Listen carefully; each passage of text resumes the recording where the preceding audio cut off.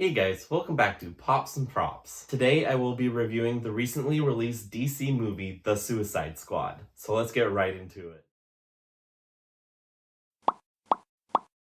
As always, I'm going to give you guys a good spoiler warning because I will be talking about quite a few things about this movie that could be potential spoilers. So if you haven't seen this movie, you probably shouldn't watch this video. So I have a lot of things to talk about, so let's jump into the good stuff first. So I really enjoyed how they introduced a bunch of new characters in the movie, such as King Shark, Polka Dot Man, and Ratcatcher 2. I have to admit, I think my most favorite character out of all of the new characters is probably King Shark.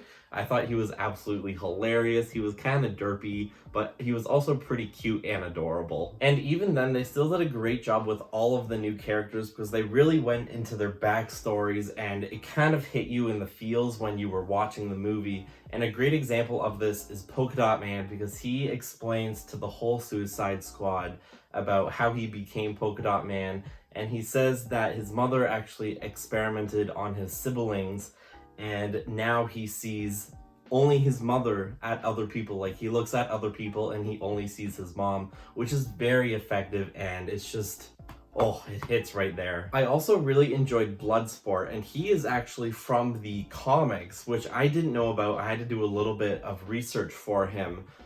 But he was really, really good. I loved Idris Elba playing Bloodsport. I think he just did a great job, and I thought he was really, really cool. Kind of like a ripoff of like Deathstroke or Deadshot, but I still really enjoyed his character. Now, talking about the plot of this movie, it did have a pretty great plot. It was very easy to follow, which is good for a superhero movie because you don't want anything too complex or complicated.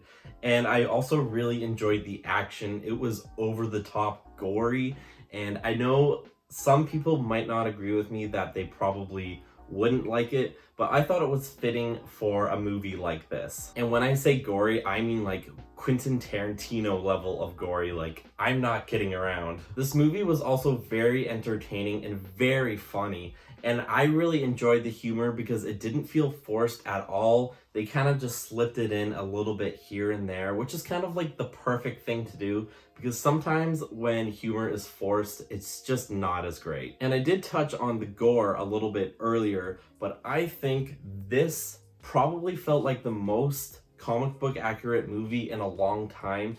And the reason why I say that is because it's just so over the top with the gore and kind of just everything going on. And that is what you should expect when you watch a superhero movie. Another really cool thing about this movie were the title cards. And I thought they were very interesting and unique. And I hadn't really seen anything like them in a movie before.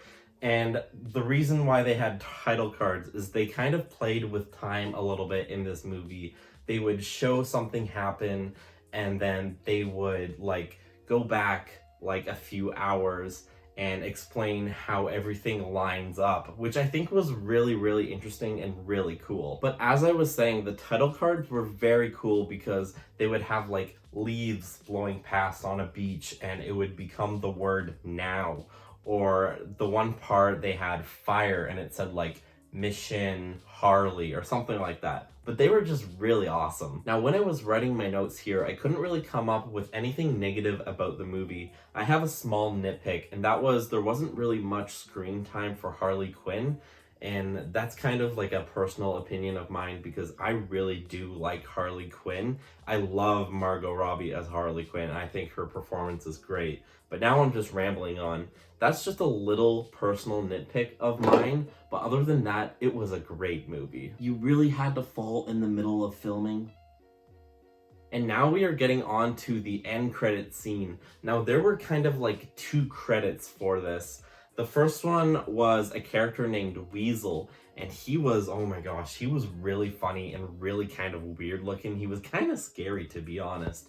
But it shows him on the beach, and he's actually not dead. Like, he wakes up, and then he kind of like waddles off.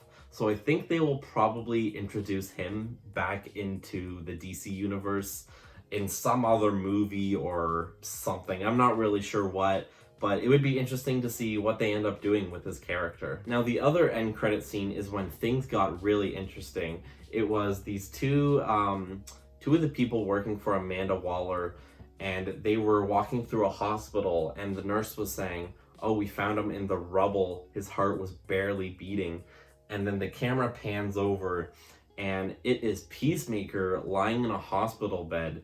Now, I had to do a little bit of research on this end credit scene, and apparently Peacemaker will be coming back in a TV show exclusively to HBO Max. So I'm really excited for that because I really did enjoy his character. So if I had to rate this movie, I would probably give it an 8.5 out of 10. I found it very enjoyable to watch. It was very entertaining, easy story to follow, lots of action and gore, and I loved all the new characters. It was just quite a blast to watch all the characters interacting, and it made for a very interesting movie. I would totally go and watch this movie again. It's just such a fun joyride, and it's perfect for a summertime movie. And I guess that brings us to the end of the video. I did really enjoy reviewing this movie, and I probably could have talked about it for a lot more, but I had to limit myself. I hope you guys enjoyed this video, and if you want to see more content like this from me, please don't forget to do those 3 things: like, comment, and subscribe, and I'll catch you guys in the next video.